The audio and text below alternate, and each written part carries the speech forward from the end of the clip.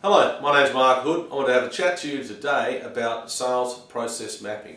If there's anything that I can help an organisation with that's going to make the biggest hit to their revenue and make the biggest hit to taking out costs, it is sales process mapping. And what sales process mapping is all about is making sure you've got the right people in your organisation doing the right things, given what you're paying the people and given that what their skill sets are as well.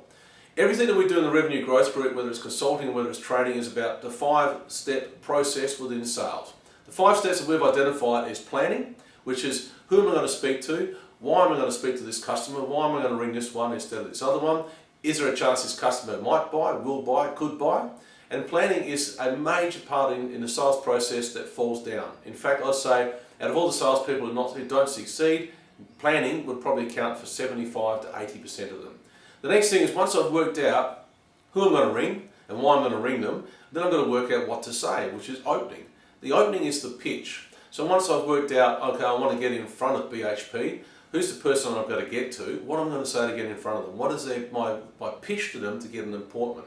The next part is once I get in front of these people, what's my strategy going to be before the appointment? What am I going to do before the appointment from a pre-appointment point of view, from research? What's my structure going to be in there to make sure that they get to find out about me and I get to find out about them? And then if the opportunity, well not if, when the opportunity presents itself, what am I going to do about closing the deal? So you have quoting, planning, opening, quoting, closing, post-sale. Post-sale is all around paperwork, and once the customer says yes, what I have to do to get the customer in, or post-sale is all around if the customer says no, or even yes, who enters it into the CRM to make sure that was not a wasted call. When you look at those 5 processes, is it too much to ask one person to be skilled at the whole lot? And that's a very, very important question. In a small business, a SME with a couple of salesperson, well, that's just reality. You don't have a marketing department.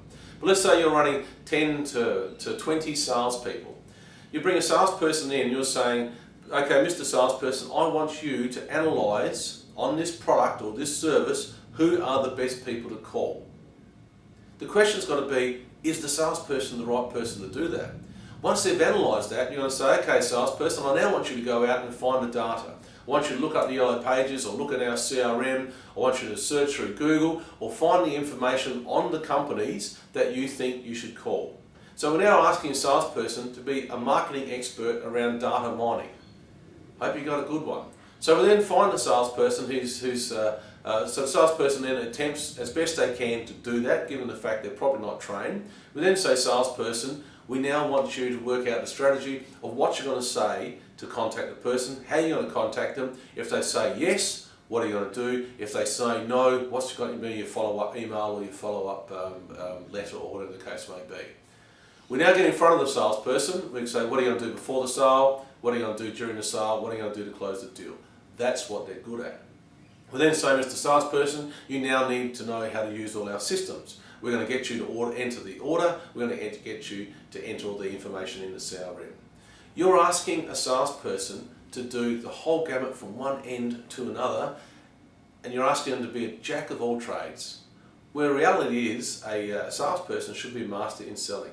So the question's got to be, is it wise to have a salesperson without potentially industry knowledge in what you do to work out who's your target market? Or should you have a data person do that, so an subject matter expert to do that? Should you have the salesperson work out the opening, or should marketing work out the opening? Should you have the salesperson ring up to get the appointments, or should you have someone else ring up to get the appointments? The salesperson's got to do the sale, but once the salesperson's done the sale, should the salesperson be putting the information in the CRM, given the fact that most of them don't, given the fact that most of them put in rubbish anyway, and then should the salesperson be doing the actual order? When you look at who should be doing what, and you're paying wages for 15 or 20 salespeople, or in some cases 100 salespeople, to be doing the whole process, I guarantee you I can get you a higher revenue. I guarantee you I can decrease your costs by restructuring your sales organisation. Give me a call. I'd love to speak to you about sales process mapping your organisation. If there's one thing I can do to make a substantial difference to the revenue of a company, to the costs of running a sales team to a company, and to the staff turnover, to reduce the staff turnover of a company, It's getting the right people doing the right job in sales process mapping. Thank you very much.